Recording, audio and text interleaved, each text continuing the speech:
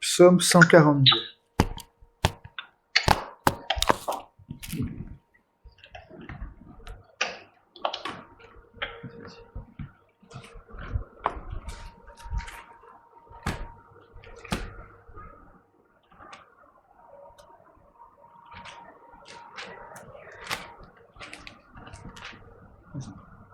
Psaume 142. Cantique de David lorsqu'il était en caverne, lorsqu'il était dans la caverne. De ma voix je crie à l'Éternel, de ma voix j'implore l'Éternel, je réponds ma plainte devant lui, je lui raconte ma détresse, quand mon esprit est abattu au-dedans de moi. Toi, tu connais mon sentier. Sur la route où je marche, ils m'ont tendu un piège, jette les yeux à droite et regarde. Personne ne me reconnaît. Ton refuge est perdu pour moi. Nul ne prend souci de mon âme. Éternel, c'est à toi que je crie. Je dis, tu es mon refuge, mon partage sur la terre des vivants. Sois attentif à mes cris, car je suis bien malheureux. Délivre-moi de tous de tous ceux qui me poursuivent, car ils sont plus forts que moi. Tire mon âme de sa prison, afin que je célèbre ton nom. Les justes viendront m'entourer, quand tu m'auras fait du bien. Psaume 142. Amen.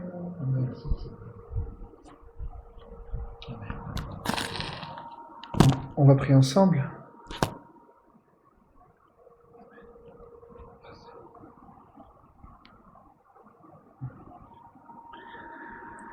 Seigneur, je te rends grâce, Seigneur Dieu, nous te rendons grâce.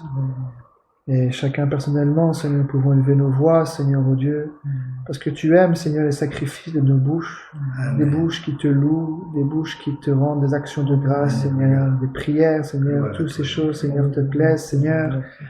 Alors reçois, Seigneur Dieu, notre adoration, Seigneur, ce soir. Reçois, Seigneur Dieu, nos paroles, Seigneur Dieu. Tu vois, nous pouvons voir ta parole que ceux qui t'ont invoqué, Seigneur, tu étais toujours un secours, Seigneur, pour celui qui était dans la détresse, Seigneur. Et tu as fait sortir, Seigneur, l'âme, Seigneur, de la fosse, l'âme de sa prison, pour pouvoir, Seigneur Dieu, te louer, toi le seul vrai Dieu. Seigneur, prends le contrôle de cette réunion, Seigneur. Prends le contrôle de ces moments de partage avec ta parole, Seigneur. Que tu puisses, Seigneur Dieu, nous aider, Seigneur. Tu es un Dieu merveilleux.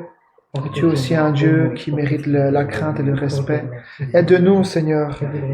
Seigneur, aide-nous parce que nous avons besoin de toi, Seigneur. Seigneur, je viens te prier afin que tout esprit, Seigneur, qui ne confesse pas le nom de Jésus-Christ, soit, Seigneur, soumis, Seigneur, dans cette assemblée, Seigneur. Que tout esprit contraire au Saint-Esprit, à ton esprit, à toi, Seigneur, ô Dieu, soit sous nos pieds, soit soumis au nom de Jésus-Christ de Nazareth, et que seul ton Esprit Saint, Seigneur, puisse se mouvoir, seul ton Saint-Esprit puisse agir, Seigneur, ô Dieu. Oui, Seigneur, les hommes ont la crainte lorsqu'il y a un bâtiment. Nous devons aussi avoir la crainte, Seigneur, lorsque nous nous réunissons ici, dans ce lieu, Seigneur, parce que nous invoquons le nom de Jésus-Christ. Lorsque les gens rentrent dans une église catholique, Seigneur, ils ont le silence, ils ont la crainte parce que c'est un lieu de culte. Mais nous sommes la maison de Dieu et nous sommes réunis en ton nom, Seigneur, alors que nous puissions, Seigneur, te rendre un culte qui te soit agréable, avec piété et avec crainte devant toi, Seigneur, ô Dieu. Parce que tu n'es pas un Dieu avec qui nous pouvons jouer, mais tu es un Dieu, Seigneur, vivant, un Dieu puissant, un Dieu qui est bon, Seigneur, pour ceux qui font le bien, mais aussi un Dieu de colère pour ceux qui font le mal, Seigneur.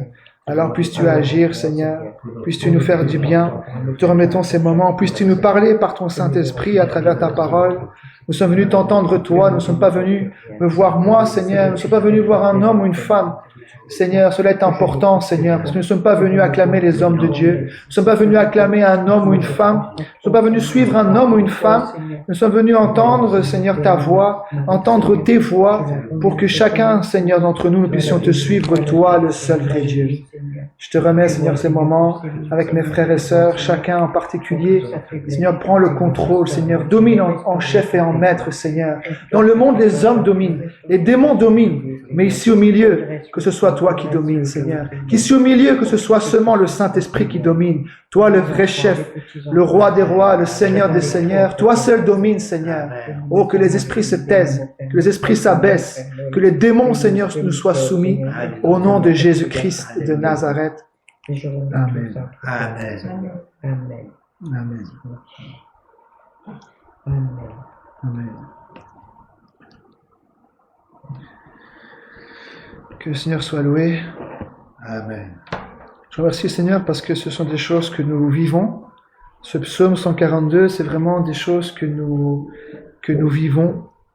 David ici a pu dire au verset 8, « Tire mon âme de sa prison afin que je célèbre ton nom. Les justes viendront m'entourer quand tu m'auras fait du bien. » Vous voyez, on l'a déjà vu ensemble ici ces derniers temps, le Seigneur nous conduit comme ça.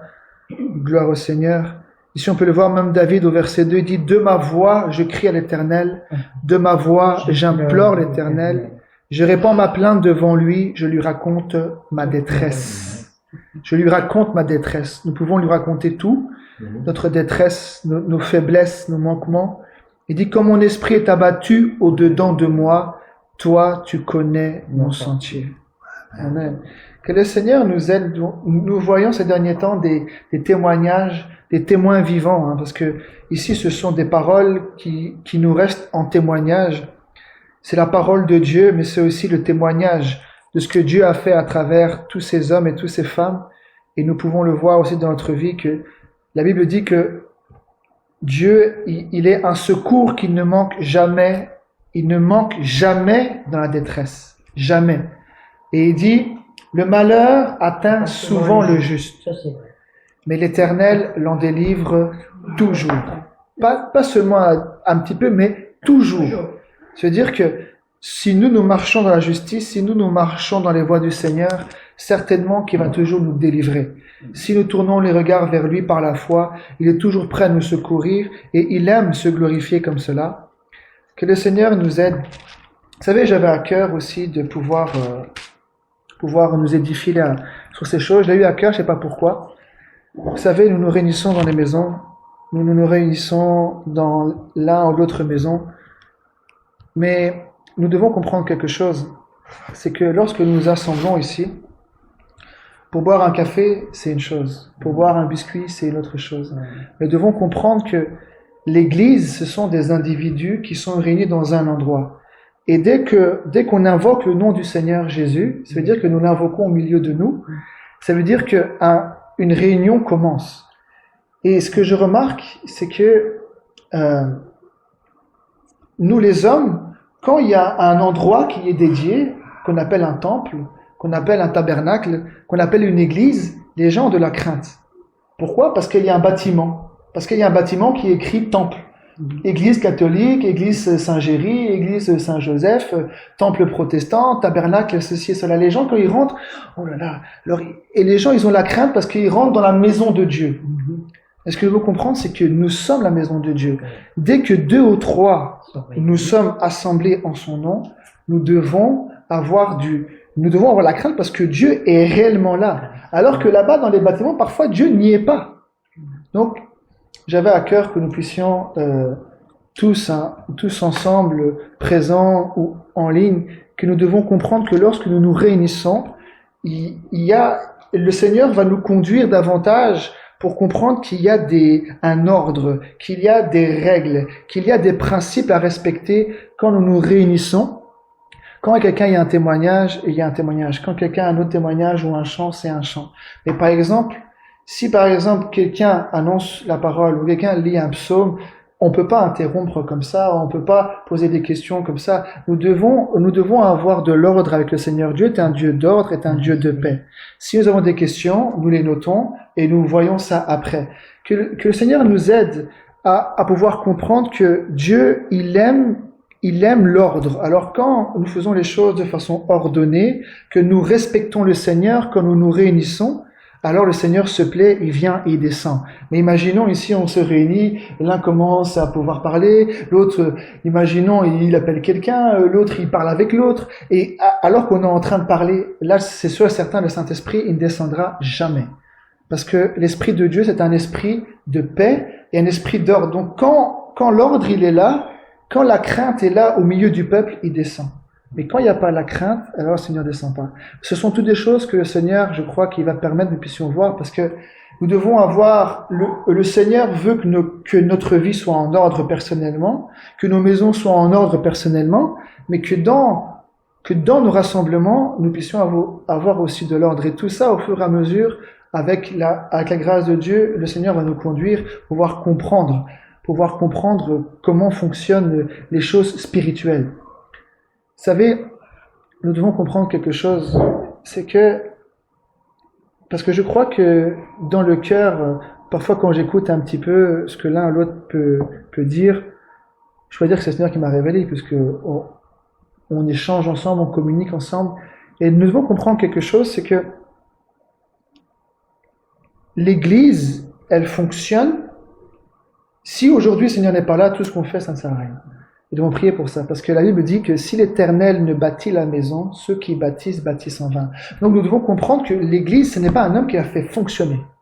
C'est le Saint-Esprit qui l'a fait fonctionner. Vous voyez ? Donc il faut comprendre que dans l'Église, Dieu donne des ministères, il donne des dons, et c'est par ces dons que lui-même donne que le Seigneur agit. Et c'est ce qu'il veut donner aux uns, c'est ce qu'il veut donner aux autres.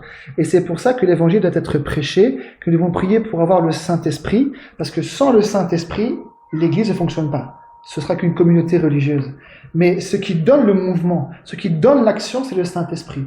Et le Saint-Esprit va pas faire du désordre. Si moi, par exemple, le Seigneur me conduit par le Saint-Esprit à pouvoir parler, le Saint-Esprit va pas commencer à pouvoir parler en langue à ce moment-là. Parce que le Seigneur est déjà en train de pouvoir parler d'un côté. Dieu est un Dieu d'ordre. Par exemple, quand il y a des prophéties, le Seigneur, il le dit dans sa parole, que 2 ou 3 prophétisent successivement. Ça veut dire pas en même temps. Sinon, comment on va entendre le message? Donc Dieu parle à un côté, et puis il parle de l'autre, et on comprend rien. Et c'est la cacophonie. Non, Dieu est un Dieu d'ordre. Il commence par l'un, puis quand l'autre a arrêté, l'esprit rentre, l'esprit agit dans l'autre, et puis quand il a arrêté, l'esprit agit dans l'autre. Et c'est ça, un Dieu d'ordre. C'est un Dieu qui agit à travers l'un, à travers l'autre. Et dans l'Église, les dons humains, non. Je parle des dons spirituels. Pour pouvoir avoir un don de guérison, un don d'opérer des miracles, un don de prophétie, un don de parler en langue, un don de pouvoir prêcher, un don de pouvoir... comme la foi ou d'autres dons qui peuvent exister, ces dons-là n'ont rien à faire avec des dons humains. Dans l'Église, les dons, ils viennent d'en haut. La Bible dit que le Père des Lumières, il dit tout don excellent descend d'en haut. Regardez, on va aller voir. Voyez dans Jacques au chapitre... Que le Seigneur nous révèle toutes ces choses parce que le Dieu de la Bible, il est tellement bon, mais c'est aussi un Dieu qui est tellement droit, tellement juste, tellement grand, que nous devons beaucoup de respect. Amen. Que le Seigneur nous travaille, parce que c'est lui qui construit l'Église. Par sa parole, par son esprit, c'est lui qui la forme, c'est lui qui la bâtit, c'est lui qui la coordonne, c'est lui qui met de l'ordre pour que lui-même puisse se plaire. Parce que quand il n'y a pas d'ordre, le Saint-Esprit ne peut pas se plaire. S'il y a de l'ordre, l'esprit est content. S'il n'y a pas d'ordre, vous voyez, aujourd'hui, un peu partout, même parfois les femmes, elles arrivent à lâcher, et quand on va prendre le micro, et quand on va prêcher, etc. Et les gens, ils dansent, ils font n'importe quoi au moment que... Dieu ne peut pas se plaire à ça. Dieu, c'est un Dieu d'ordre, c'est pas un Dieu de restriction. Il dit pas qu'on peut pas chanter, avoir des cris de joie, c'est la Bible qui le dit. Aujourd'hui, parfois, les gens sont un peu trop légalistes, avec des lois, avec des règles. Celui qui peut mettre de l'ordre, c'est le Saint-Esprit. Mais il faut comprendre que Dieu est un Dieu d'ordre. C'est-à-dire que là où il y a l'ordre, c'est là où le Saint-Esprit peut se plaire. Vous voyez ? Et il veut de l'ordre dans notre vie. Et pour lui être agréable, pour qu'il puisse demeurer en nous, il faut que notre vie soit ordonnée. Si on a une vie de désordre, le Saint-Esprit ne peut pas être avec nous. Ah ben non. Puisque Dieu, c'est un Dieu d'ordre. Lui qui a créé les cieux, il a mis de l'ordre. Lui qui a créé la terre, il a mis de l'ordre. Il a mis de l'ordre dans le règne animal, il a mis de l'ordre dans le règne végétal, il a mis de l'ordre dans tout. Dans les systèmes, dans les étoiles, il a mis de l'ordre partout. Donc il aime quand les choses sont ordonnées, quand les choses sont faites comme le Seigneur le veut, alors il se plaît. Mais c'est ça qu'il faut comprendre, c'est que dans l'Église, c'est l'action du Saint-Esprit, c'est pas l'action d'un homme. Moi aujourd'hui, si le Seigneur m'utilise pas, c'est humain, peut-être que ça aide, ça édifie. Mais si c'est l'Esprit qui agit, alors c'est l'Esprit qui conduit. Et après, une fois que c'est fini, il peut conduire avec une prophétie, il peut conduire à travers un parler en langue, il peut conduire à travers différentes choses. Il peut se permettre qu'il y ait d'autres prédicateurs un jour qui puissent venir. Il n'y a pas que moi. Le Saint-Esprit n'agit pas qu'à travers moi, il agit à travers plusieurs personnes. Bien sûr, on espère que ce soit le Saint-Esprit.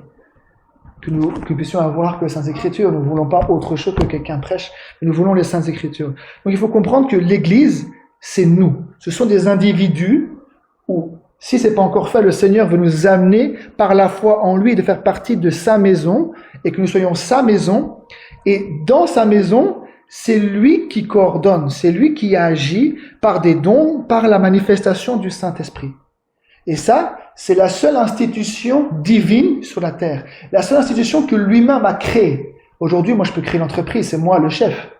Donc, je veux dire, c'est moi qui fais mes conditions de vente, mes règles sur le marché, etc., en fonction de ce que je fais avec les vitres. Je veux dire, je peux être chef d'entreprise. Mais là, dans les Saintes Écritures, l'Église, il n'y a personne qui est chef. Il n'y en a qu'un seul qui est chef, qui prend l'autorité et qui agit à travers les hommes, qui donne des fonctions à des hommes, qui place chacun dans le corps selon la fonction, selon le don ou le ministère que Dieu lui donne. Et ça, c'est Dieu qui fait ça, c'est pas un homme. Tu dis, moi j'aimerais que tu sois diacre maintenant, je prie pour toi, tu es diacre. Ça fonctionne pas comme ça. Ah, moi j'aimerais que tu sois ancien. Alors viens, on prie pour toi, maintenant tu deviens ancien, donc un berger local. Alors je prie pour toi. Moi aujourd'hui, je suis pas berger. Aujourd'hui, je suis quelqu'un qui partage les Écritures. Si Dieu a donné un don, je partage le don. Il dit que chacun d'entre vous mette au service des autres le don qu'il a reçu. Donc si c'est un don, je partage le don, c'est tout, mais moi je suis pas chef, moi je suis pas pasteur. Mais si Dieu peut permettre de pouvoir donner les Saintes Écritures et de pouvoir faire en sorte qu'il y ait de l'ordre, tant mieux, ça fait pas de moi de pasteur. C'est ça qu'il faut bien comprendre. Le pasteur dans les Saintes Écritures, c'est un ancien qui est établi. Moi je suis pas établi ancien. Vous voyez, il faut que le Seigneur nous ouvre l'entendement parce qu'aujourd'hui, ce sont des choses que partout je le vois, partout dans les églises, là même en ligne, j'entends, ce sont des choses qu'il est en train de mettre de l'ordre. Parce que il y a des choses qui sont restées et on comprend mal c'est quoi l'église. Si aujourd'hui, imaginons, je suis pas là, le Seigneur peut faire en sorte que ne fût se réunir, même si c'est pas la parole, c'est pas grave. Si Marcel lit un psaume, on prie ensemble. Mais il n'y a aucun homme ou aucune femme qui est indispensable. Seulement le Saint-Esprit. Et le Saint-Esprit, il va pourvoir. Bien sûr, le Seigneur n'a jamais permis que je sois absent. Gloire au Seigneur. Mais c'est pour montrer que dans l'Église, c'est l'action du Saint-Esprit qui compte. Parce que si c'est pas l'Esprit qui nous touche, que c'est un homme qui nous touche, on va suivre un homme, on ne sera jamais changé. Mais nous avons besoin du Saint-Esprit, nous avons besoin que l'Esprit nous touche. Ici, dans Jacques chapitre 1, regardez, Jacques chapitre 1 et le verset 16.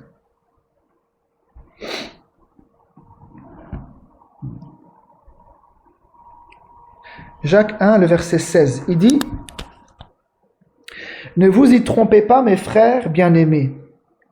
Toute grâce excellente et tout don parfait descendent d'en haut, du Père des Lumières, chez lequel il n'y a ni changement, ni ombre de variation. » Et donc, dans l'Église, c'est pour ça aujourd'hui, parfois il y a cacophonie, l'un appelle l'un, il appelle l'autre, etc. Mais c'est pas comme ça que ça fonctionne. C'est-à-dire que dans l'Église, ça fonctionne avec des dons, ça fonctionne avec l'onction, ça fonctionne avec le Saint-Esprit. Pour ça que premièrement, les gens doivent recevoir le Saint-Esprit. Premièrement, les gens doivent pouvoir entrer en Christ, recevoir le Saint-Esprit, et alors à ce moment-là, alors il peut être un instrument. Vous voyez, mais dans l'Église, ce n'est pas mon opinion qui compte. Moi, je pense que ceci, l'autre s'élève. Non, moi, je pense que les choses sont comme ça, l'autre, il pense que c'est comme ça. Non, c'est pas comme ça que ça fonctionne. Premièrement, il faut être baptisé et sauvé. Croire, être baptisé, être sauvé. Tu rentres dedans, tu as le Saint-Esprit, et après, l'Église, c'est un groupe. Par exemple, pour les diacres, un jour, on pourra le voir ensemble. Pour les diacres, on en est loin, on n'est pas encore là avec les diacres. Mais les diacres, quand on voit dans les Saintes Écritures, ce n'est pas les apôtres qui les ont établis. C'est l'Église. Et l'Église, c'est qui? C'est tous ceux qui ont été, qui ont cru, qui ont été baptisés, qui sont sauvés, c'est eux l'Église. Regardez, je vais vous le montrer, regardez. Je vais vous montrer que aujourd'hui, c'est les hommes qui prennent le pouvoir, mais dans l'Église du Nouveau Testament, c'est l'Église. C'est comme une démocratie. C'est le peuple croyant qui a cru dans le Seigneur qui a une voix. C'est pas seulement une personne qui a une voix qui décide de tout. C'est le Seigneur qui, à travers son peuple, c'est lui qui agit, mais c'est le groupe. Bon, là je parle, c'est par rapport au diacre, on est loin, hein, mais c'est pour vous montrer. Regardez, dans Actes au chapitre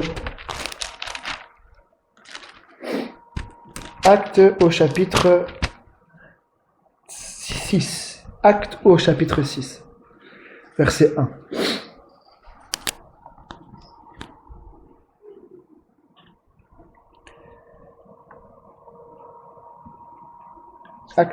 Acte 6 et le verset 1.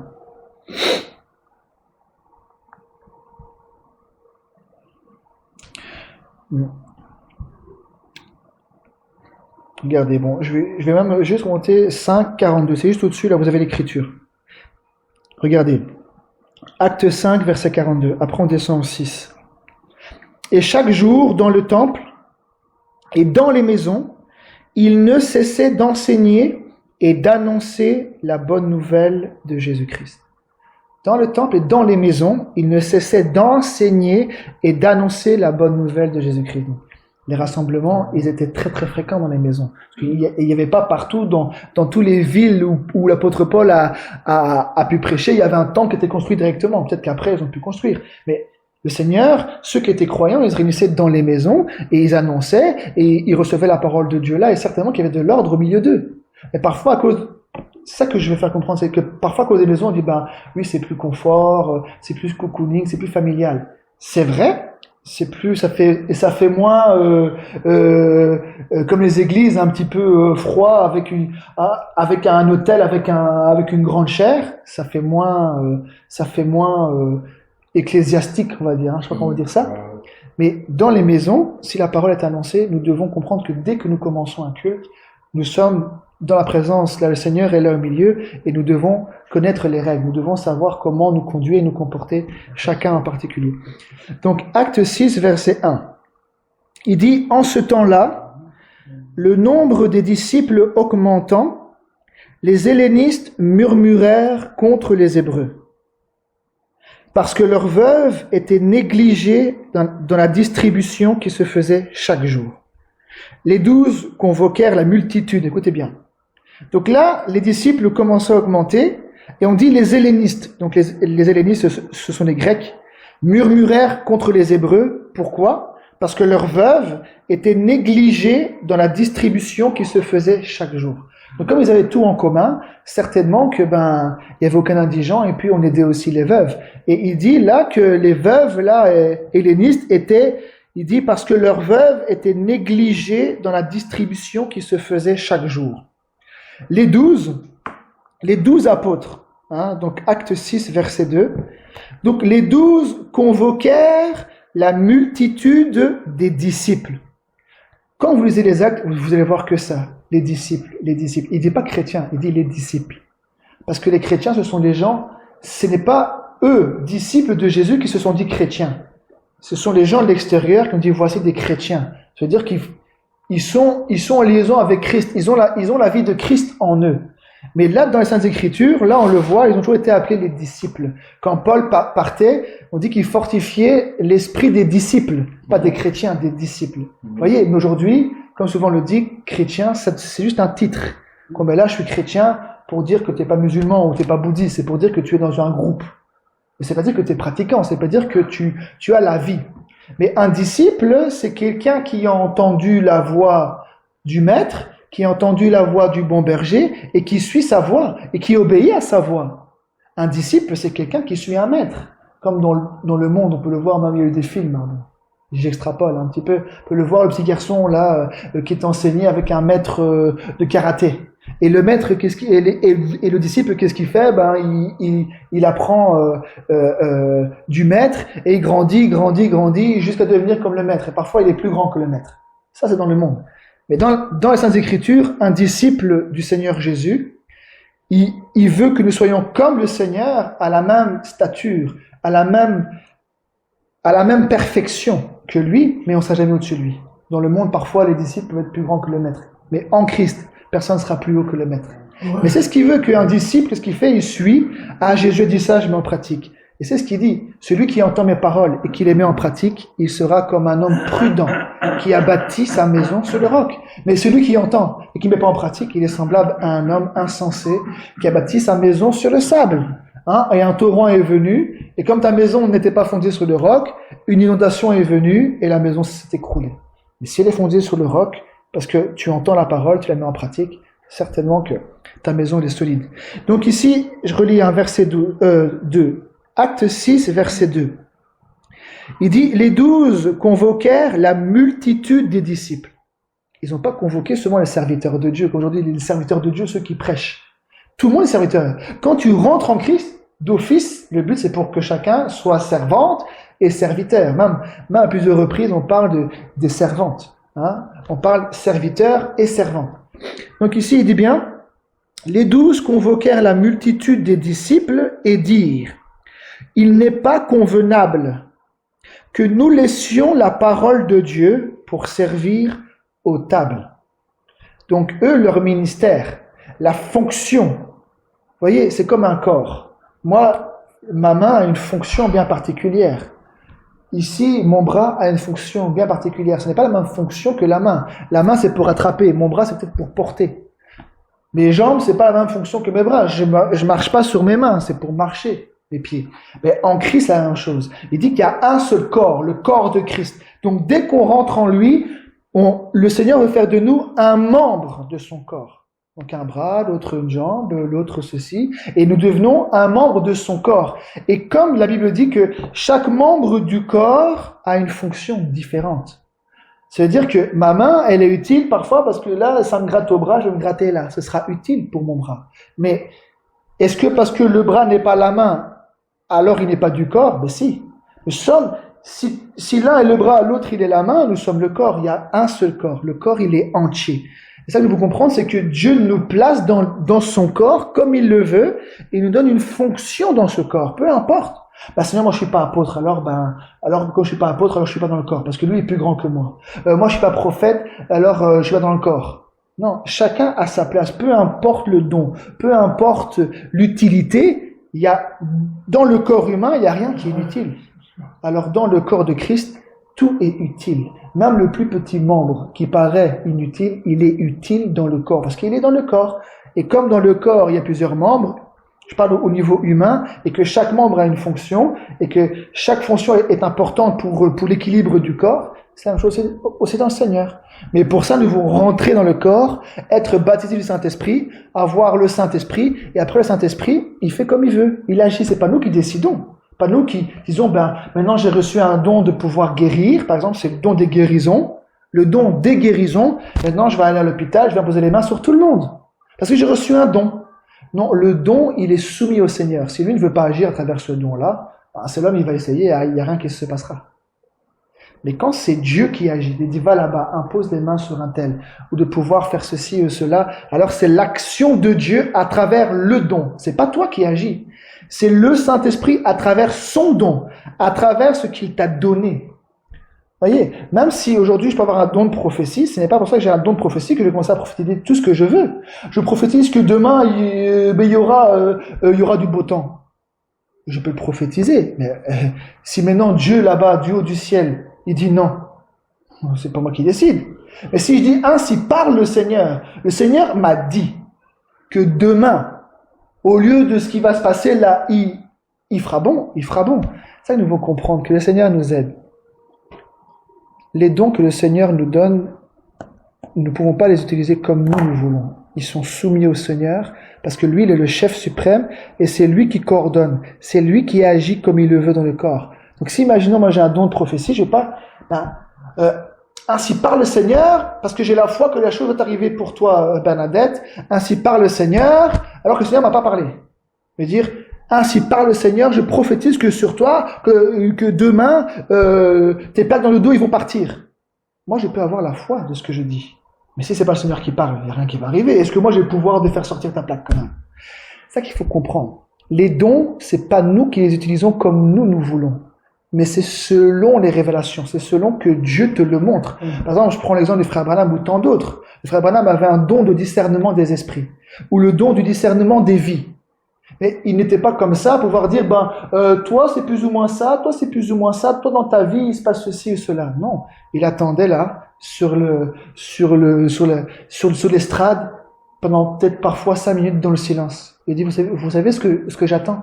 Moi, je suis rien, je suis qu'une carcasse. J'attends que lui me saisisse et qu'il me montre les cœurs. Toi là-bas, madame, vous habitez à tel ou tel endroit, vous avez tel ou tel souci, vous avez ici là une bosse, vous avez une tumeur, est-ce vrai? Est-ce que vous croyez que Dieu est là maintenant? Oui, je le crois. Alors recevez votre guérison sur place. Parce que c'est le Saint-Esprit qui agit, c'est pas lui qui agit parce qu'il avait un bon discernement, il va commencer à imaginer des choses. Que le Seigneur nous fasse comprendre toutes ces choses-là. Et ici, on le voit, les apôtres, eux, ils prêchaient, la fonction qu'ils avaient, c'est de prêcher l'évangile et de pouvoir aussi prier pour les personnes. Et là, comme il dit ici, il dit au verset 2, « Il n'est pas convenable que nous laissions la parole de Dieu pour servir aux tables. » Donc le Saint-Esprit a fait comprendre, c'est que il y avait beaucoup de disciples et les disciples augmentaient. Et il y avait des soucis là par rapport aux distributions. Voilà.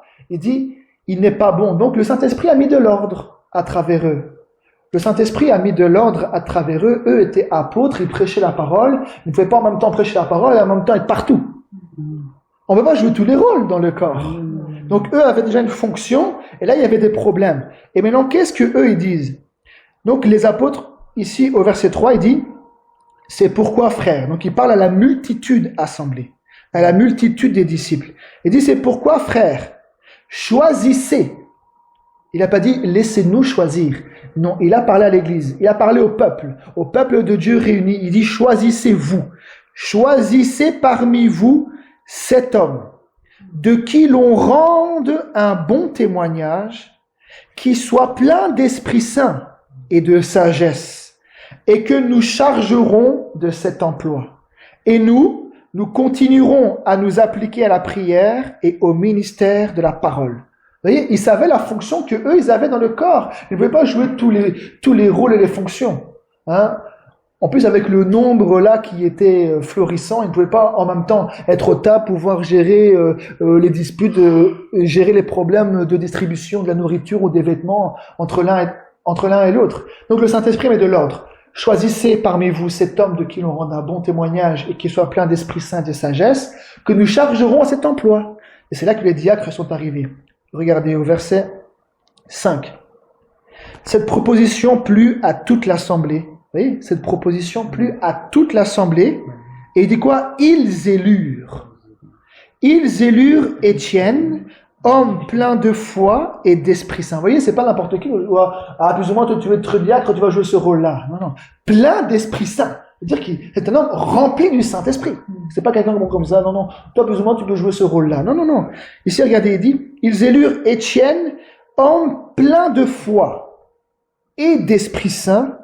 Philippe, c'est celui qui est descendu là-bas en Samarie avec l'eunuque éthiopien. Prochor, Nicanor, Timon, Parménas et Nicolas, prosélytes d'Antioche. Ils les présentèrent aux apôtres qui, après avoir prié, leur imposèrent les mains. Amen. Donc, c'est pas eux qui disent, maintenant c'est nous les chefs, c'est nous que le Seigneur a choisi pour être apôtres, maintenant on va décider de tout. Non, la parole était prêchée, les gens ont cru, ils étaient baptisés, maintenant aussi ils font partie des frères et sœurs, ils font partie de l'église en général. Alors quand maintenant une décision est prise, surtout pour ce genre de décision, c'est l'église entière qui choisit. Il dit, choisissez parmi vous. Donc ça veut dire que, comme c'est le peuple qui élit, il peut pas dire, tu as mis sur nous quelqu'un que ça ne nous plaît pas. Vous voyez, aujourd'hui c'est ça. On impose les gens, c'est tout. Le peuple n'a rien à dire. La vie n'est pas en ordre, il rentre pas dans les conditions. Et après les gens ils s'étonnent que le peuple se soulève. C'est normal, parce que sinon, alors là, ce n'est plus une démocratie, on va dire, c'est une autocratie. C'est-à-dire que c'est une personne qui décide de tout. Surtout concernant l'établissement des anciens et des diacres et de la manière comment les choses doivent se faire dans l'église. Vous voyez? Donc là, ici, c'est clair, c'est le peuple qui a élu. Donc le peuple connaissait les gens qui avaient un bon témoignage. C'est-à-dire que eux, ils observaient. Ils savaient qui avait un bon témoignage et d'Esprit Saint et qui pouvait jouer ce rôle-là. Donc eux, ils ont regardé et ils ont élu, ils ont choisi 7 hommes. 7 hommes, et c'est là où est arrivé les 7 diacres. Ils les ont présentés aux apôtres, ils ont juste prié. Ils ont prié pour eux, voilà, et le Seigneur a fait en sorte que eux jouent ce rôle-là et les apôtres jouent ce rôle-là, chacun à sa place. Vous voyez, parce qu'ils ne pouvaient pas jouer tous les rôles. Bon là, on est loin, on veut dire, le Seigneur veut ça. Et ça, c'est quand lui, il voudra. Il veut ces choses-là, il veut l'ordre dans l'Église, il veut que les choses soient ordonnées, mais que le Seigneur puisse le faire. C'est pour vous montrer que l'Église, ce n'est pas un seul homme. L'Église n'est pas un seul serviteur.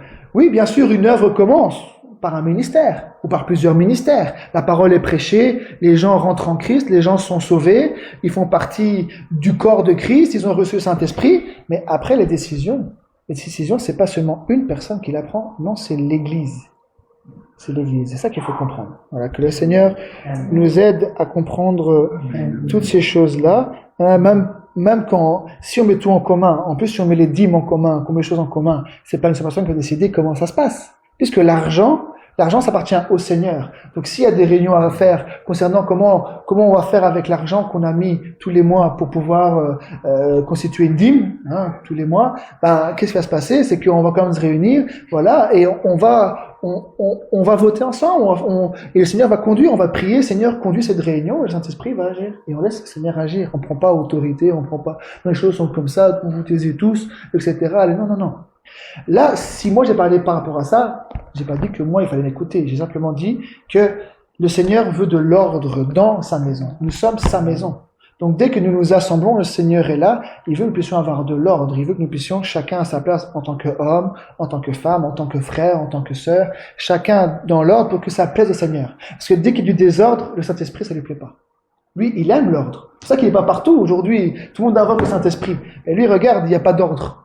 Il n'y a pas la parole, il n'y a pas la vérité. Alors lui qui est l'esprit de la vérité, il va descendre sur quoi, sur qui, sur quelle assemblée il va descendre. Et pour qu'il descende, il faut que les choses soient ordonnées. Il faut que les choses soient comme lui le veut, selon sa vérité. Alors il descend, il se plaît. C'est comme pour nous. Comment Dieu peut demeurer en nous si notre vie ne lui plaît pas? Comment il va prendre plaisir en nous? Comme le Seigneur, quand il était baptisé, une voix retentit, celui-ci est mon fils bien-aimé, en qui j'ai mis toute mon affection.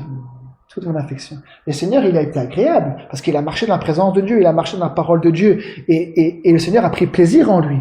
Donc si le Seigneur veut prendre plaisir en nous, il faut que nous puissions marcher dans sa volonté, que nous puissions avoir une vie d'ordre, une vie ordonnée, nous puissions mettre de l'ordre dans notre vie avec sa grâce, nous puissions suivre le chemin avec sa grâce, et que les choses soient ordonnées dans notre foyer en tant que mari et femme, en tant que frères et sœurs, etc.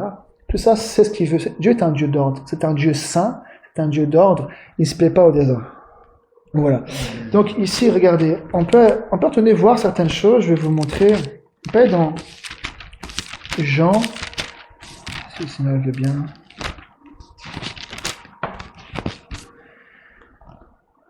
Jean au chapitre 14.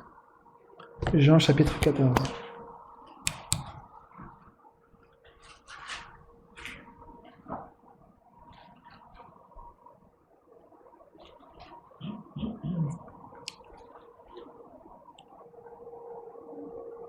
Jean 14.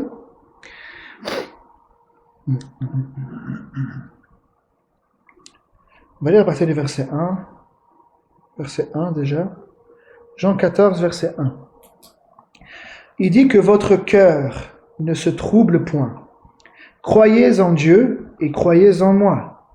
Donc c'est Jésus qui parle. Que votre cœur ne se trouble point. Croyez en Dieu et croyez en moi. Il y a plusieurs demeures dans la maison de mon Père. Si cela n'était pas, je vous l'aurais dit. Je vais vous préparer une place. Et lorsque je m'en serai allé et que je vous aurai préparé une place, je reviendrai. Et je vous prendrai avec moi, afin que là où je suis, vous y soyez aussi. Vous savez où je vais et vous en savez le chemin.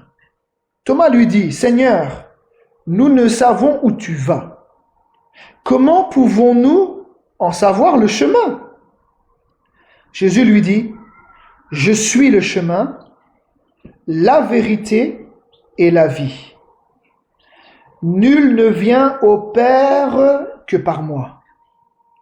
Vous voyez, ici il dit bien, vous savez où je vais et vous en savez le chemin.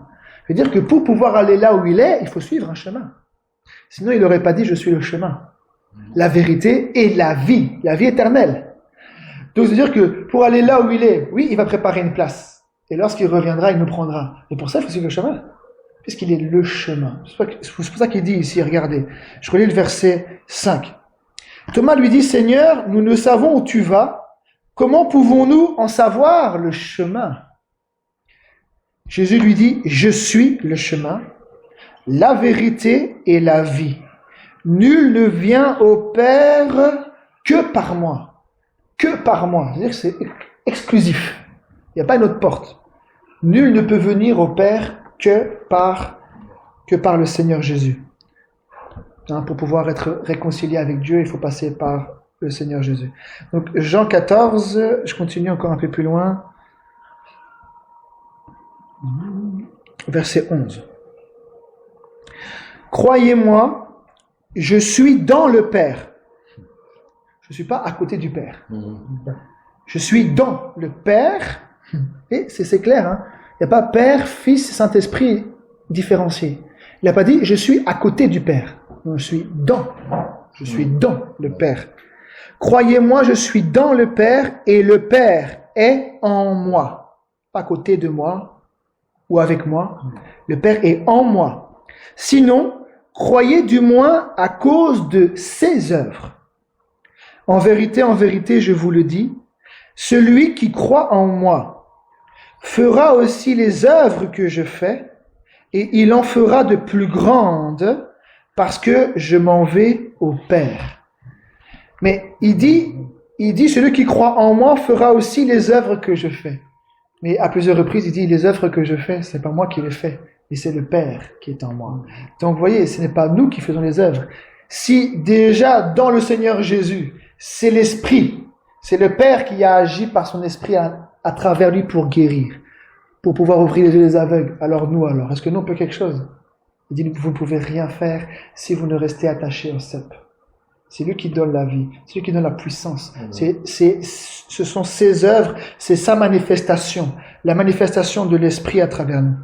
Il dit, en vérité, je vous le dis, celui qui croit en moi fera aussi les œuvres que je fais, et il en fera de plus grandes, parce que je m'en vais au Père. Et tout ce que vous demanderez en mon nom, je le ferai, afin que le Père soit glorifié dans le Fils. Pas à cause de nous, mais à cause de son nom. Pas à cause de nous, mais à cause du nom du Seigneur. C'est ça qu'il dit. Hein? Et tout ce que vous demanderez en mon nom, je le ferai. Pourquoi? Afin que le Père soit glorifié dans le Fils. Si vous demandez quelque chose en mon nom, je le ferai. Il dit, si vous m'aimez, gardez mes commandements. Donc là, ici, ce qu'il faut comprendre, c'est que le Seigneur parlait à des disciples qui n'avaient pas encore reçu le Saint-Esprit. Donc eux suivaient tout ce qu'on voit là. Heureux les cœurs purs, car ils verront Dieu. Heureux les miséricordieux, car ils obtiendront miséricorde. Ne jugez point afin de ne pas être jugé. Ne condamnez point afin de ne pas être condamné. Pourquoi vois-tu la paille? Tout ça. Ils suivaient ces enseignements-là. Ils suivaient les commandements du Seigneur. Ils n'avaient pas encore reçu le Saint-Esprit. Regardez. Il dit, si vous m'aimez, gardez mes commandements. Et moi, je prierai le Père, et il vous donnera un autre consolateur, afin qu'il demeure éternellement avec vous. Voyez? Donc, aujourd'hui, l'histoire de l'onction du Saint-Esprit, la Bible dit que le Seigneur, il fait lever son soleil sur les bons et sur les méchants.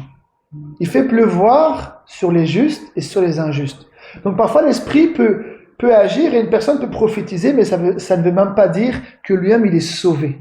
C'est juste que la pluie tombe. Elle tombe sur le juste, l'injuste. Le soleil se lève sur le bon comme le méchant.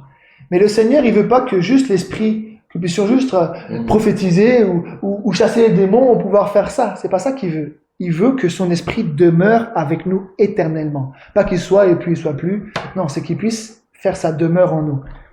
Donc il dit, et moi je prierai le Père et il vous donnera un autre consolateur afin qu'il demeure éternellement avec vous.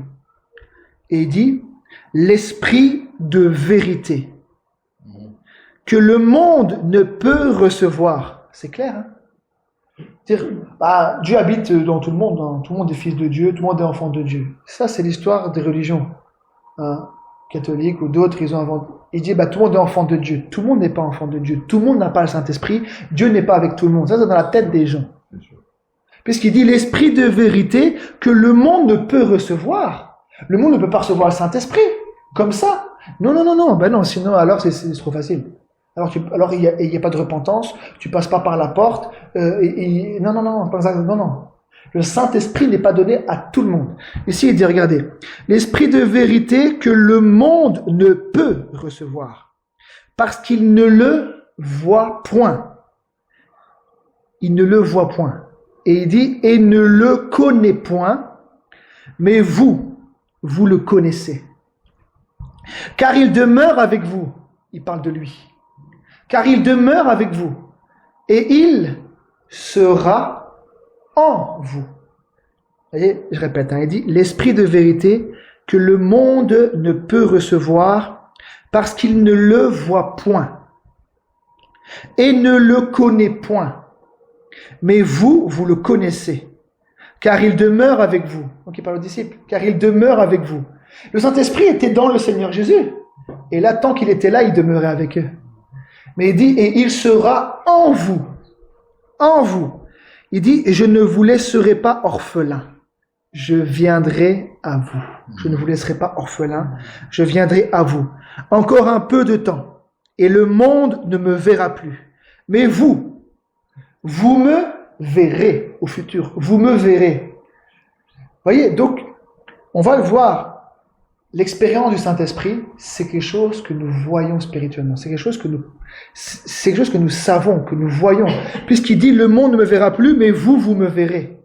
C'est-à-dire que quelqu'un qui a le Saint-Esprit, il a quand même vu quelque chose. Il a quand même vu le Seigneur, quand même. Vous voyez? Regardez ici. Il dit, encore un peu de temps, et le monde ne me verra plus, mais vous me verrez, car je vis, et vous vivrez aussi. En ce jour-là, vous connaîtrez que je suis en mon Père, que vous êtes en moi et que je suis en vous. En ce jour-là, il parlait de la Pentecôte. Dans ce jour-là, en ce jour-là. Vous voyez, c'est pas maintenant, il dit en ce jour-là. Donc il parle au futur. En ce jour-là, vous connaîtrez que je suis en mon Père, que vous êtes en moi et que je suis en vous. Celui qui a mes commandements et qui les garde, c'est celui qui m'aime. Seigneur, je t'aime, mais tu ne gardes pas sa parole. Donc tu l'aimes pas encore. Il dit, celui qui m'aime, il garde ma parole. Si réellement on aime le Seigneur, aimer le Seigneur, c'est aimer sa parole. Tu peux pas aimer le Seigneur, dire, j'aime le Seigneur, mais tu ne reçois pas sa parole, tu veux pas la mettre en pratique et tu veux pas le suivre.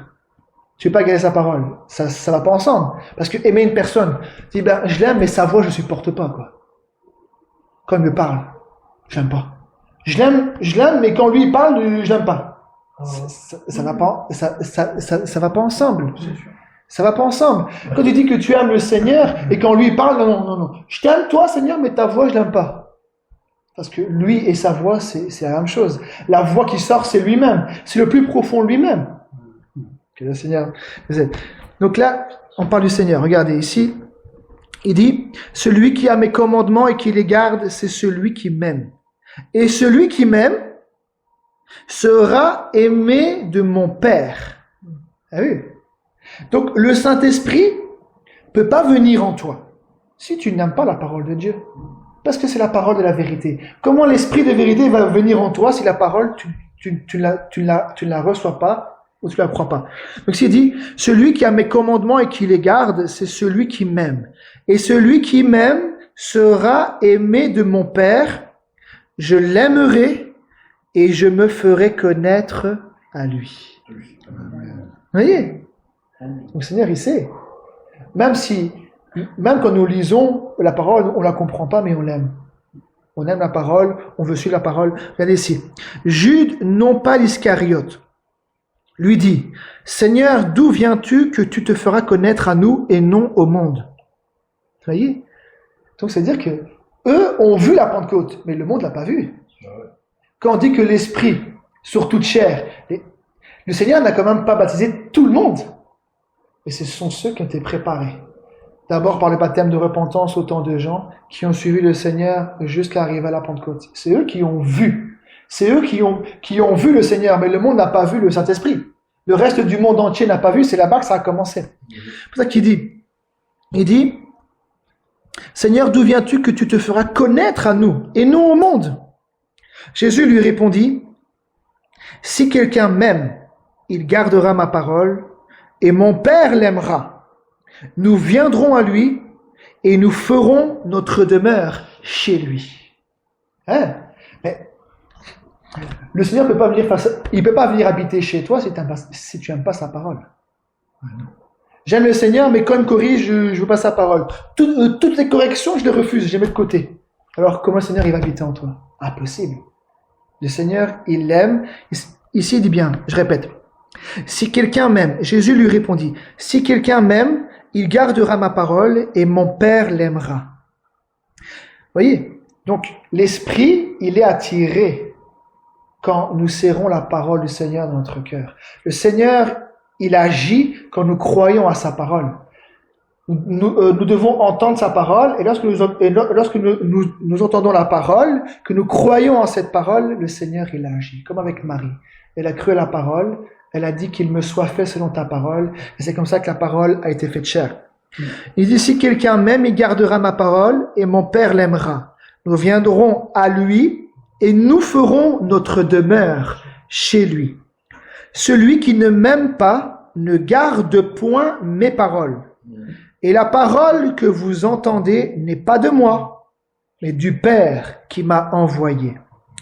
Je vous ai dit ces choses pendant que je demeure avec vous.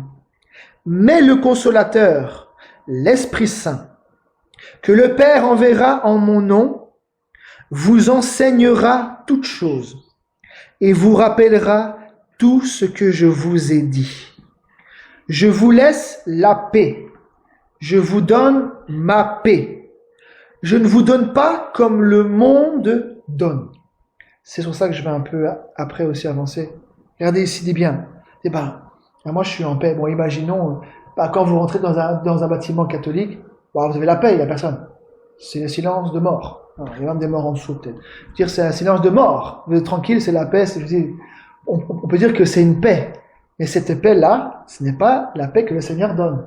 Je peux être en paix au milieu d'un groupe, je peux être en paix chez moi parce que personne m'ennuie, je peux être en paix dans un endroit parce que personne m'ennuie, mais cette paix-là, c'est une paix qui n'est pas durable, qui n'est pas celle qui va durer dans le temps. Ici, il dit, regardez, verset 27, il dit, je vous laisse la paix. Il aurait pu rester comme ça, je laisse la paix, quand je suis tranquille chez moi, c'est ça la paix du Seigneur. Non, c'est pas ça. Il dit, je vous laisse la paix, je vous donne ma paix. Je ne vous donne pas comme le monde donne. C'est-à-dire que c'est pas la même paix que dans le monde. Les gens peuvent être en paix. Il y en a qui sont en paix, qui ne connaissent pas le Seigneur. Mais ce n'est pas la paix du Seigneur. Cette paix-là, elle est humaine. C'est ça qu'il faut comprendre on va essayer de voir un peu ça ensemble. Dans les Saintes Écritures, on l'a vu un petit peu ensemble, ce n'est pas une question de mes capacités. Ce n'est pas une question de mon potentiel à moi. Ce n'est pas une question de ce que moi je produis. Ça n'a rien à voir avec ça. Tout ce qui est humain est banni avec le Seigneur. C'est lui qui doit prendre la place. C'est lui qui doit agir. Ici, les Saintes Écritures, on va le voir ensemble. Pourquoi le Seigneur a annoncé le Saint-Esprit? Parce que les gens avaient besoin de recevoir la nature divine. Ils ont suivi les enseignements, ils ont gardé la parole, ils ont suivi le Seigneur pour que le Seigneur puisse venir habiter en eux. Pour qu'il puisse porter du fruit. Pour qu'il puisse porter son fruit. Pour qu'il puisse porter sa nature. Pour qu'il puisse produire. Pour que le fruit du Saint-Esprit puisse être mis en eux et que cela puisse être extériorisé. Je parle humainement, bien sûr. Il faut comprendre que le Seigneur, c'est pas ma question de mes capacités, de ce que moi je peux, mon potentiel de pouvoir faire ceci, de pouvoir faire cela, d'arriver quelque part, d'arriver à la paix, d'arriver à la patience, d'arriver à la maturité par moi-même. Non. Il n'y a rien qui est fait par soi-même. Sinon, on n'a plus besoin du Seigneur. C'est-à-dire que je vais passer de l'autre côté par moi-même, je vais être sauvé par moi-même, je vais pouvoir être sanctifié par moi-même. Non. Dans les choses de Dieu, c'est une question de croire à la parole. C'est elle qui nous sauve par la foi dans ce que nous entendons des Saintes Écritures. En l'entendant, nous expérimentons. C'est lui qui nous sauve par la foi dans cette parole. Il nous sanctifie aussi par la foi. C'est ce que Jésus a dit. Il dit, sanctifie-les par ta vérité. Ta parole est la vérité. C'est-à-dire que la parole, elle nous reprend. Et quand la parole, nous entendons la parole et que nous la croyons, c'est cette parole qui agit. Il dit la parole qui agit en vous qui croyez. Et si on ne la reçoit pas, elle agira jamais. Et elle produira jamais la vie de Christ. Elle produira jamais la vie de Dieu. Mais nous voulons la vie de Dieu. Nous voulons la paix qui dure. Nous voulons une patience qui vient du Saint-Esprit. Nous voulons une maîtrise de soi qui vient du Saint-Esprit. Nous voulons la joie du Saint-Esprit. Une joie qui n'est pas de cette terre. Une joie qui est procurée au-delà. Même si tu n'as rien, le Seigneur te donne une joie qui n'est pas terrestre. Une joie. On peut avoir la joie de partager un repas ensemble. Mais la Bible dit, ce n'est pas le manger et le boire qui est important, mais c'est la joie et la paix par le Saint-Esprit. C'est pas une joie humaine. Vous voyez, c'est ça que nous devons comprendre, que le Seigneur nous aide. La Bible, ce n'est pas une religion. C'est pas des choses qu'on fait nous-mêmes, qu'on fabrique nous-mêmes, qu'on imite nous-mêmes. J'ai fait un travail, j'ai fait ceci pour arriver à cela, etc. Et la gloire revient à qui? À toi ou au Seigneur? C'est ça qu'il faut comprendre les Saintes Écritures. La gloire, quand Dieu fait quelque chose, la gloire ne revient qu'à lui seul. Et il permet des choses dans notre vie, moi je le vois. Dans ma vie, j'ai des manquements. Mais dans ces manquements-là, j'ai Seigneur, je n'ai pas ça. Mais je sais que toi tu l'as et que tu peux le mettre en moi. Alors quand lui le mettra en moi. Par exemple, je manque de patience. Avec mes enfants, je manque de patience parfois. Parfois je suis désinvolte, je suis intempérant. Mais la tempérance, c'est un fruit de l'esprit. C'est pas une maîtrise avec du yoga pour arriver à un certain stade comme les bouddhistes. Ça n'a rien à voir. C'est la patience de Dieu. C'est la tempérance qui vient de Dieu. C'est la paix qui vient de Dieu. Et quand ça s'est inséré en nous, c'est ça que le Seigneur veut, que nous portions sa vie, sa nature à lui. Nous avons une nature humaine, mais lui, il est Dieu. Nous sommes des hommes. Et il veut que nous puissions porter sa nature. Et pour ça, nous devons recevoir sa parole. Regardez, je continue. Je continue encore.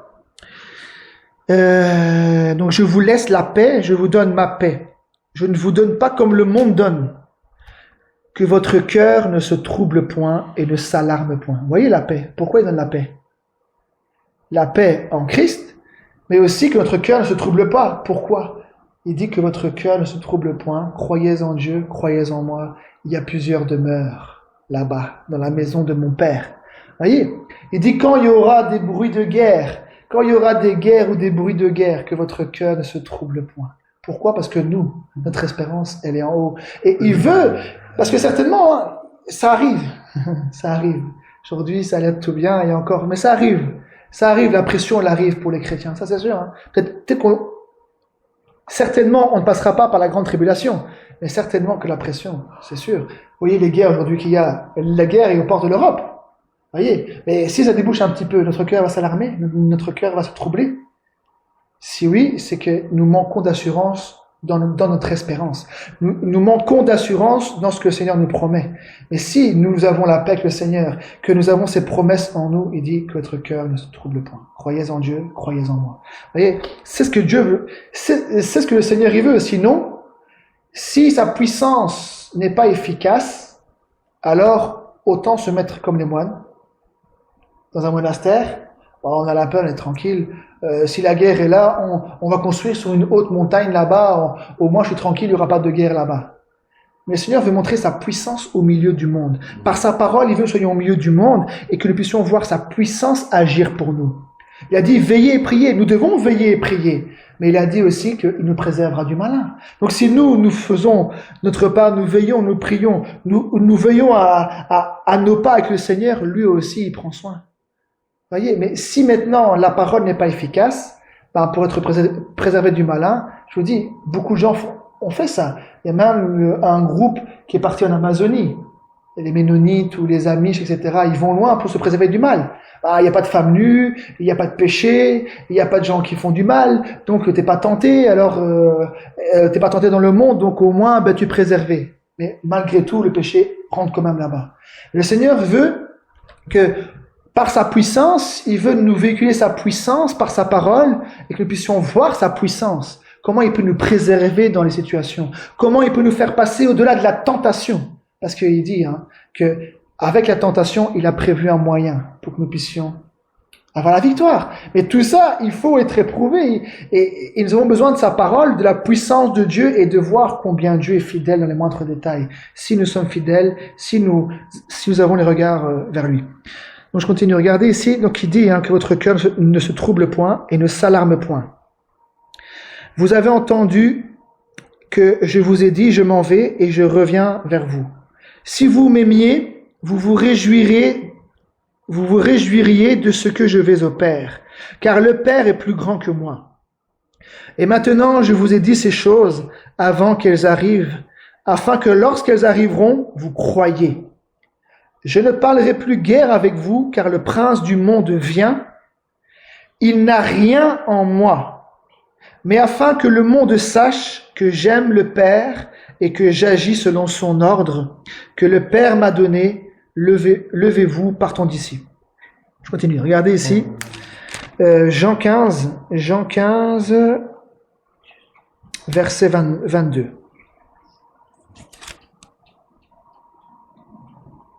Bon, même au verset 18, parce qu'on l'a lu aussi un jour ensemble.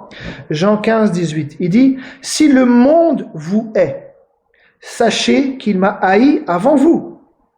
Si vous étiez du monde, le monde aimerait ce qui est à lui.